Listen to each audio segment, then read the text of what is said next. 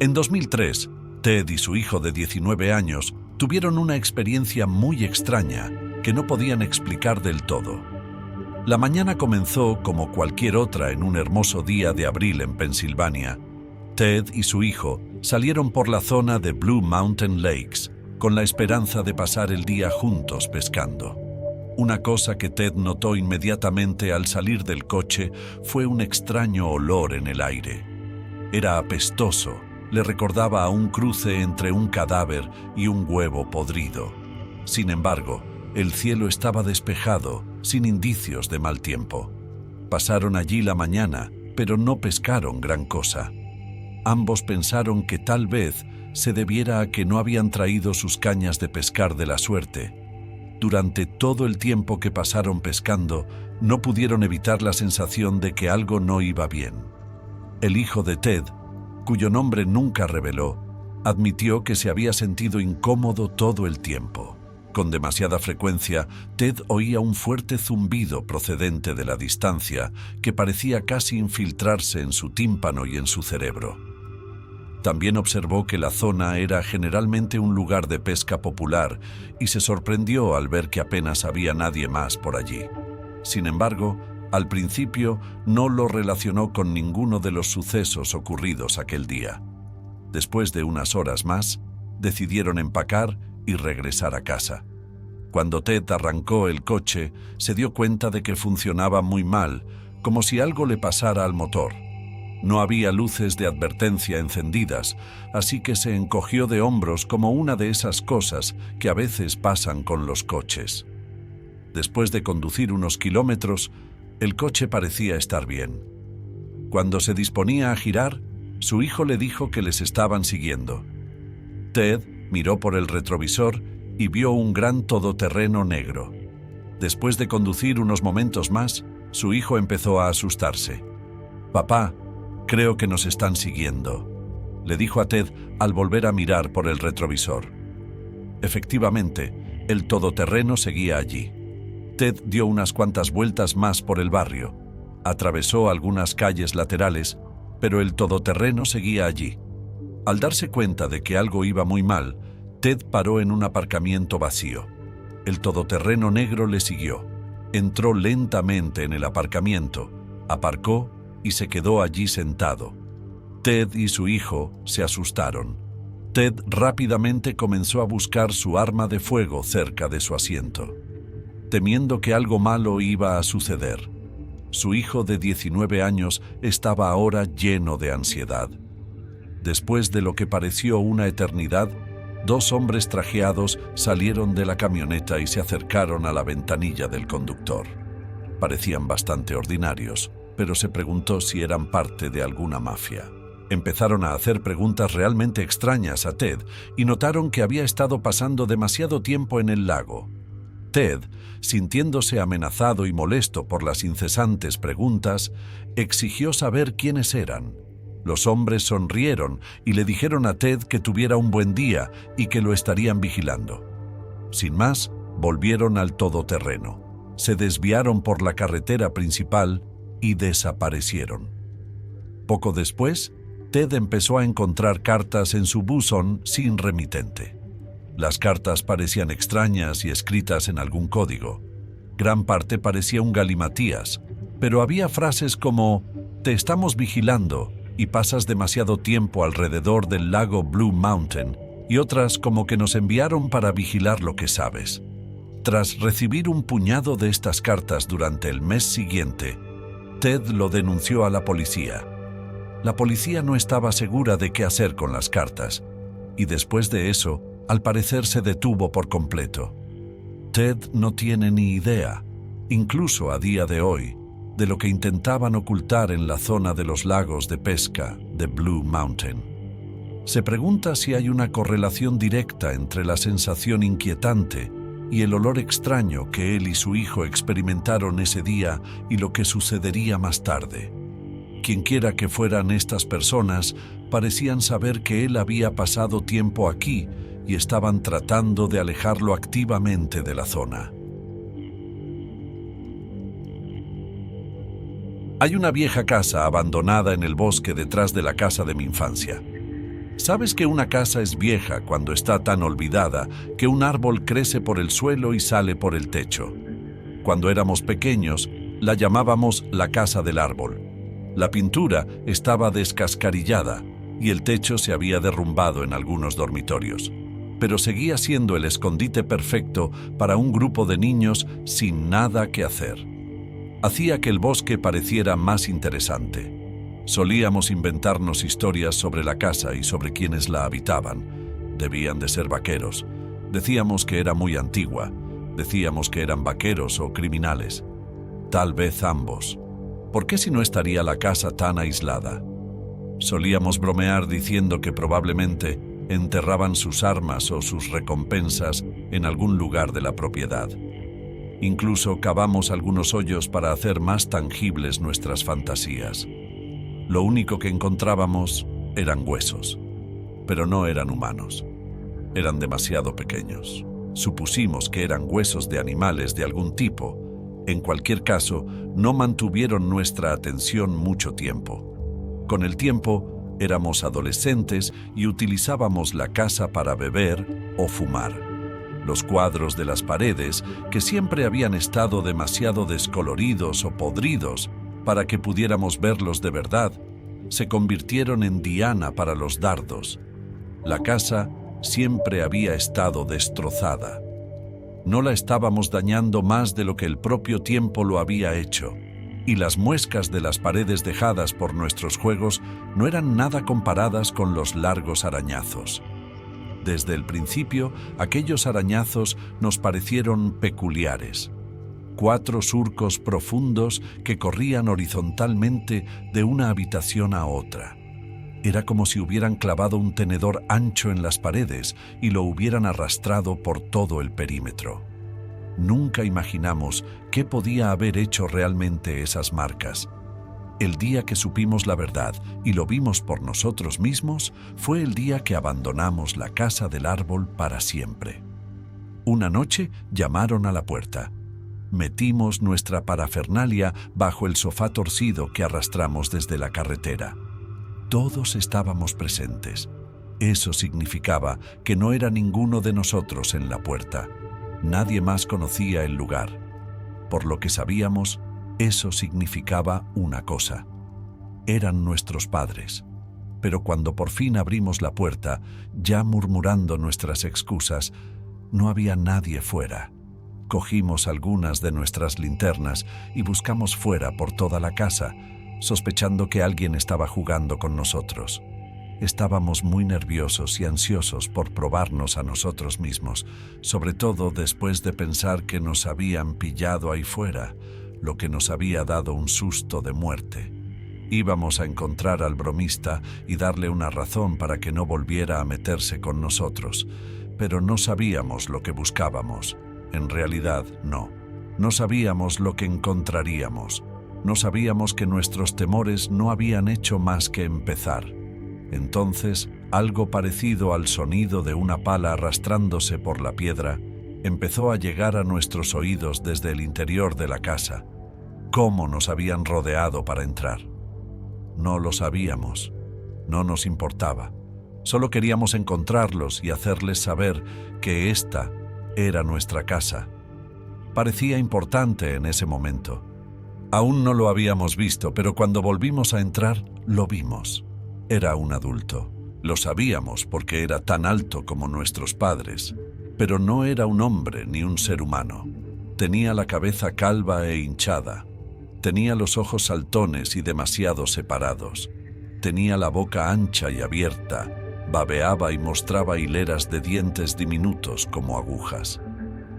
Tenía la piel blanca y pegajosa. Parecía un caramelo derretido al sol. Pero lo peor de todo eran sus manos. Al final de sus brazos había un par de manos que parecían estiradas como si cada dedo hubiera sido sacado de su sitio.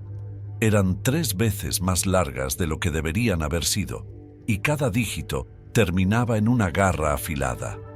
Esas garras se clavaban en las paredes. Estaban tallando un camino de 4 filas de esquina a esquina. Cuando entramos, nos interrumpimos. Aquellos ojos oscuros saltaron hacia nosotros. siseó y gruñó. No estoy seguro de quién fue, pero uno de nosotros vomitó. Lloramos, gritamos, hicimos un desastre absoluto de nosotros mismos y corrimos. Salimos corriendo de la casa, convencidos de que la criatura nos perseguía. De uno en uno. Nos arriesgamos a mirar hacia atrás. Estábamos seguros de que estaba allí, saltando entre las ramas de los árboles o por encima de la maleza. Si realmente nos perseguía o no, no lo sé. La persecución podría haber sido un sueño, algo ilustrado por la potencia de nuestro miedo. Podría haber sido un instinto de supervivencia, una forma de convencernos de seguir corriendo incluso después de que nos ardieran los pulmones y sintiéramos las piernas como gelatina. Pero lo que vimos en la casa del árbol no fue un sueño. Era real. Era de carne y hueso y todo tipo de maldad. Esos ojos grandes, esos dientes nos dijeron todo lo que necesitábamos saber. Estábamos en su casa. Habíamos estado invadiendo durante mucho tiempo, y si nos atrapaba, estábamos condenados. Nos encontrarían hechos pedazos. Por suerte para nosotros, todos éramos más rápidos de lo que parecíamos. Intentamos decírselo a nuestros padres. Nos regañaron por oler a tabaco y alcohol. Temían que hubiéramos probado algo más por ahí, algo que creara la ilusión de un monstruo. Nos castigaron razonablemente, nos castigaron. Nos doblaban las tareas. Pero creo que a ninguno de nosotros le importó. Estábamos salvados, ¿no? Dijeron que no podíamos salir de casa durante meses. Al final, la verdad es que pasaron años antes de que quisiera volver a salir de casa. Me llamo Jonathan y soy guarda forestal en un parque nacional. No te voy a dar mi apellido porque todavía no estoy preparado para ser tan reconocible. Llevo aquí 5 años y nunca había tenido un incidente como este. Hasta ahora. Una mujer ha desaparecido y creemos que se la ha llevado alguna criatura. No sabemos exactamente qué es, pero estamos seguros de que se la ha llevado algo grande y poderoso. Y parece que conoce las zonas más remotas del parque, porque no la encontramos por ninguna parte. Han pasado 5 días y no se ha encontrado ni una sola prueba de ella, aparte de su tienda y algunas otras pertenencias en su campamento. La razón por la que no creemos que fuera un humano quien se la llevó es porque no había evidencias de lucha y simplemente había desaparecido. Incluso su utensilio de cocina estaba en el fuego como si hubiera estado cocinando cuando desapareció. También algunas de sus pertenencias estaban todavía en su campamento. Estamos convencidos de que no se marchó sola, al menos sin intención de volver. Aún no hemos contado lo sucedido a los visitantes. Nos han dicho que digamos que ha desaparecido si alguien pregunta y que les pidamos ayuda si ven algo. Pero tengo ganas de salir y contarle a la gente lo que realmente está pasando. Esto da mucho miedo. Espero que esté bien. Normalmente no compartiría la verdad con el público de esta manera, básicamente porque nos han dicho que no lo hagamos y puedo perder mi trabajo. Pero siento que la gente debería saber lo que realmente ocurre aquí. En realidad, fue nuestra familia la primera en avisarnos cuando no supieron nada de ella durante unos días. Dijeron que normalmente enviaba un mensaje de texto al menos una vez al día. Buscamos y encontramos su nombre en nuestros registros y nos dirigimos a donde ella estaba acampando. Y fue entonces cuando encontramos las huellas y ni rastro de ella. Al instante, supimos que algo iba mal. Voy a compartir con ustedes ahora por qué estábamos al instante en alerta y convencido de que no era un ser humano. Hace 3 años, casi estas mismas circunstancias ocurrieron, pero encontramos los restos de esa caravana. Había señales de que una criatura lo había atacado y consumido, incluyendo pelaje y ciertas marcas en su cuerpo. No voy a entrar en la parte sangrienta, pero la criatura dejó un poco de evidencia detrás que nos ayudó a saber que no era humano, incluyendo el mismo conjunto exacto de huellas encontradas en el sitio de esta chica. Nunca hemos sido capaces de averiguar el aspecto exacto de la criatura y dudamos en llamar a expertos forenses, ya que no queremos que esto salga a la luz. Pero todos estamos realmente petrificados sabiendo que sigue ahí fuera. Y ahora esta mujer ha desaparecido de la misma manera y no tenemos ni idea de dónde está. El desconocimiento es realmente lo más duro para mí. Desearía que los de arriba permitieran a los expertos venir y ayudarnos. Quiero decir, ¿quién sabe lo que esta criatura podría hacer a continuación? Tengo miedo de que pueda venir tras uno de nosotros, apuntarnos y seguirnos. Mientras buscábamos pistas, rastreamos la zona en busca de señales de ella, pero no la encontramos. Lo único que tenemos son las huellas de esta criatura, que son enormes. Y la verdad es que hemos encontrado huellas enormes, como estas, cerca de los lugares donde han desaparecido otras personas. Algunos dicen que se alejó y se perdió, pero yo no lo creo. Era una excursionista muy experimentada y conocía estos bosques como la palma de su mano.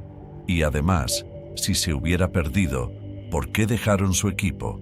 Su familia dice que de ninguna manera se habría ido sin él. Estar al aire libre era su refugio y su equipo significaba todo para ella. Entonces, ¿qué aspecto tiene esta criatura? Realmente no lo sabemos. Pero es grande y tiene una huella muy extraña, como mencioné. Supongo que estoy obsesionado con las huellas, pero es verdad.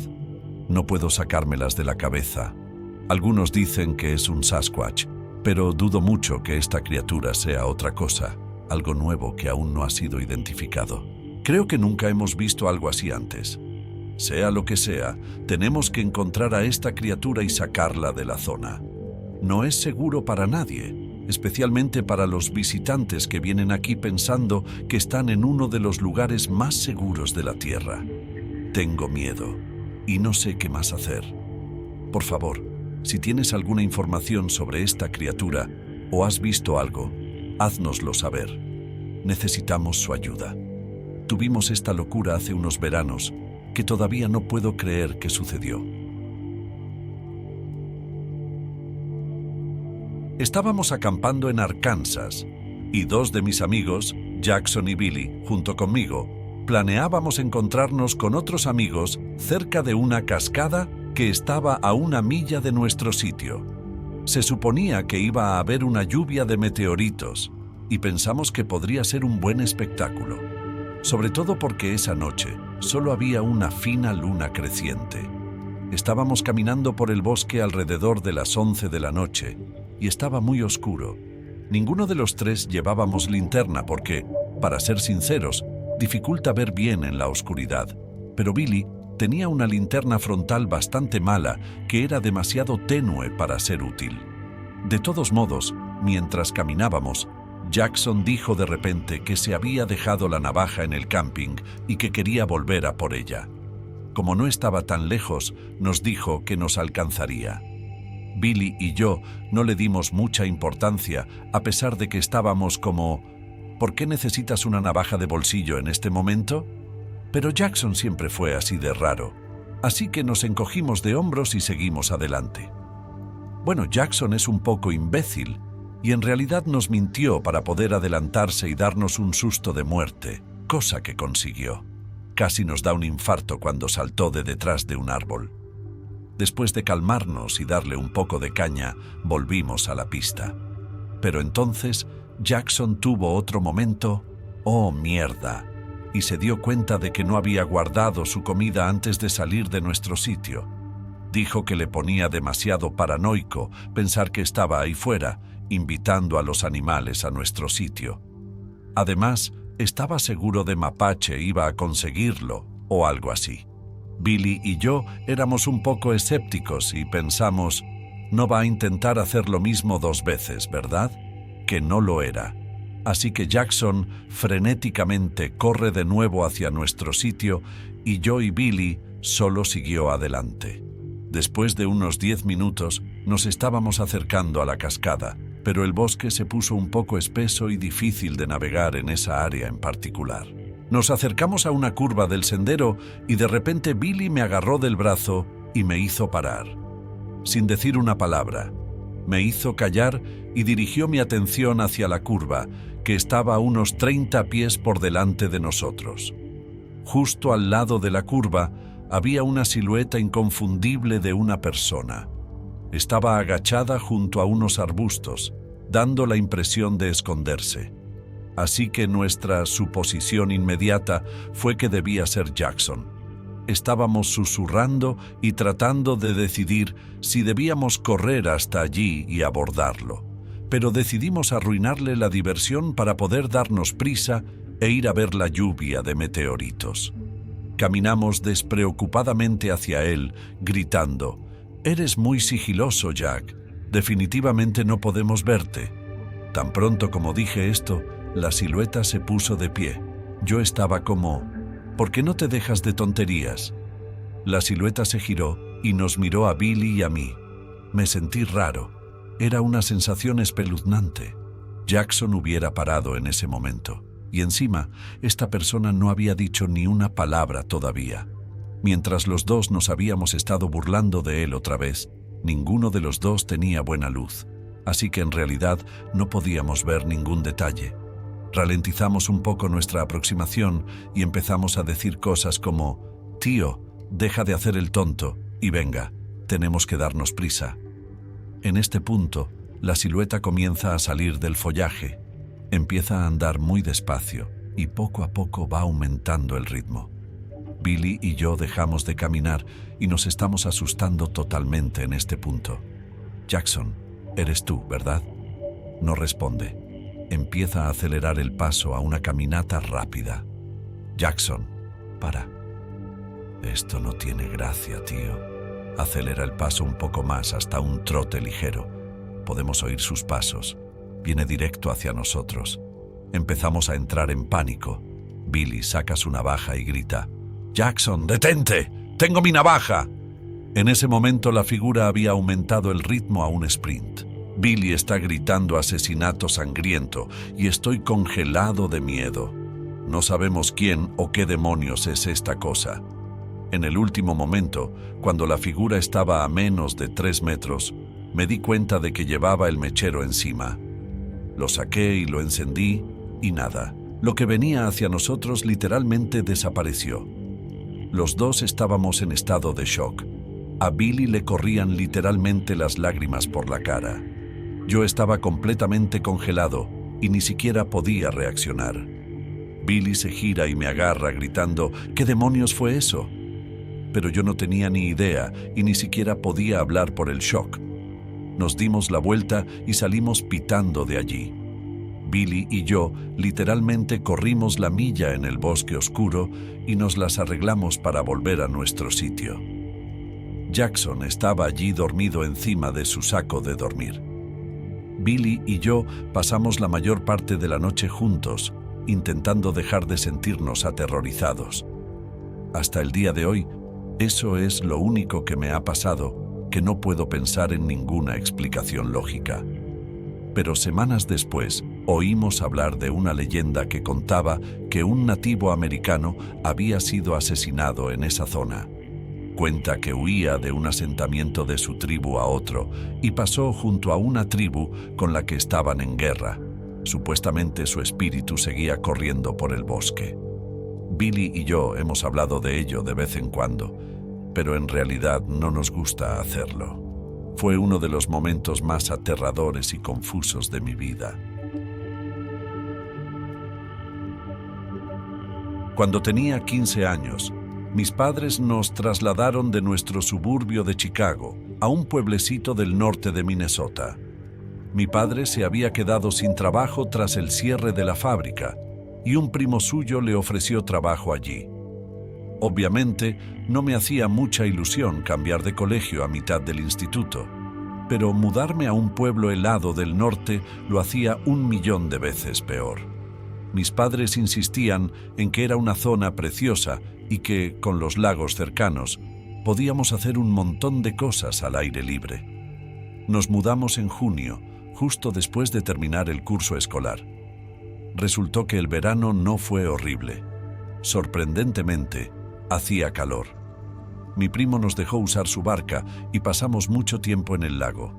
Papá nos llevó a pescar varias veces e incluso empezamos a jugar al hockey para integrarnos. En otoño empezaron las clases.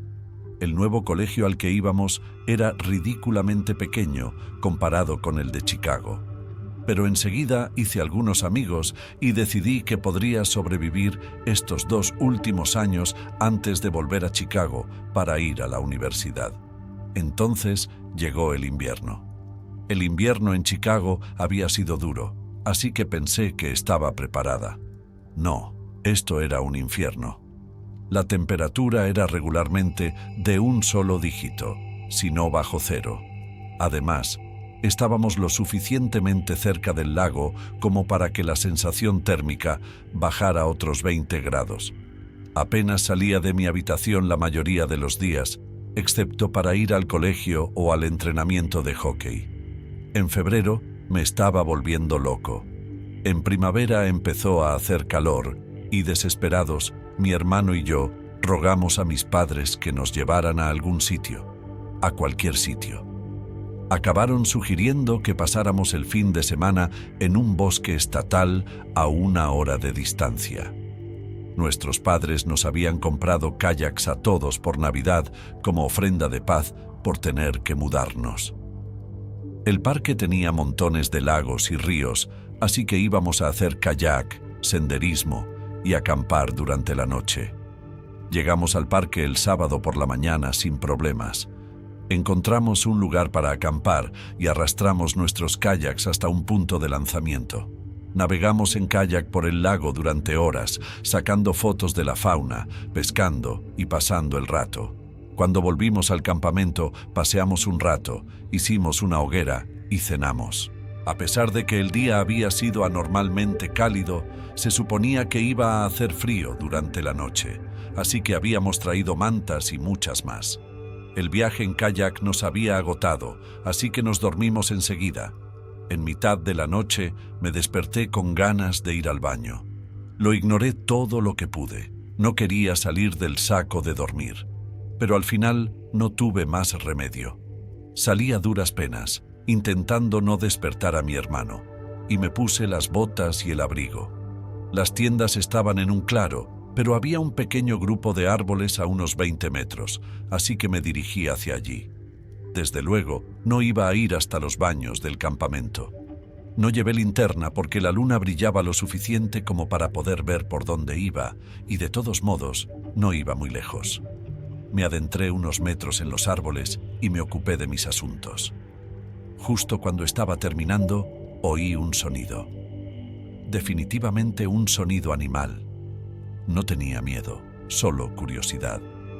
Todavía me estaba acostumbrando a ver animales salvajes por todas partes y tenía un recuento de las cosas que había visto en la naturaleza últimamente. Esperaba que fuera algo interesante, como un alce o incluso un lobo, aunque eso probablemente me asustaría. Permanecí en silencio, esperando a ver qué era. Oí algunos sonidos débiles más, pero no pude ver nada. Me estaba congelando, así que decidí volver a la tienda. Justo entonces vi algo que se movía entre las ramas de los árboles. Por su altura, estaba seguro de que era un alce. Pensé en intentar despertar a mi familia en silencio, porque estaba seguro de que no creerían que me dejara. Pero tenía miedo de que desapareciera antes de que todos pudiéramos volver a verlo. Así que me quedé quieta y seguí observando. Al cabo de un minuto volví a ver un destello de algo que se movía y oí cómo se acercaba a mí. Salió de entre una espesura de árboles de hoja perenne. Al principio no podía entender lo que estaba viendo. Primero vi la cara e inmediatamente pensé en un lobo, pero la cabeza era demasiado alta. Además, la cara no estaba bien. Entonces apareció el resto y vi su cuerpo. Caminaba sobre 2 patas. Era alto, por lo menos 2 o 3 metros. El cuerpo no era completamente humano. Los brazos eran demasiado largos y estaba ligeramente encorvado. Las piernas eran musculosas y las 4 extremidades terminaban en garras. Todo el cuerpo estaba cubierto de pelo. Era marrón oscuro, casi negro.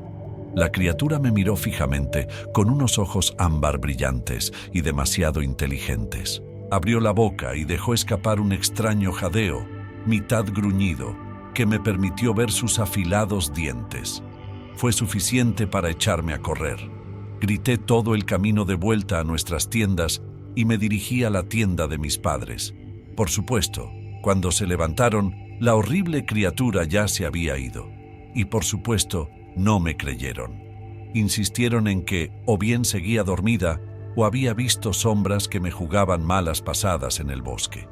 Pero yo lo sabía. Sabía lo que había visto en casa. Busqué en internet y encontré exactamente lo que buscaba. Algunas fotos eran diferentes, pero otras eran casi idénticas a lo que había visto aquella noche. En internet encontré a otras personas que habían visto lo mismo que yo y todos decían que era un hombre perro. Mi familia nunca me creyó, pero desde ese día me negué a volver a ese parque.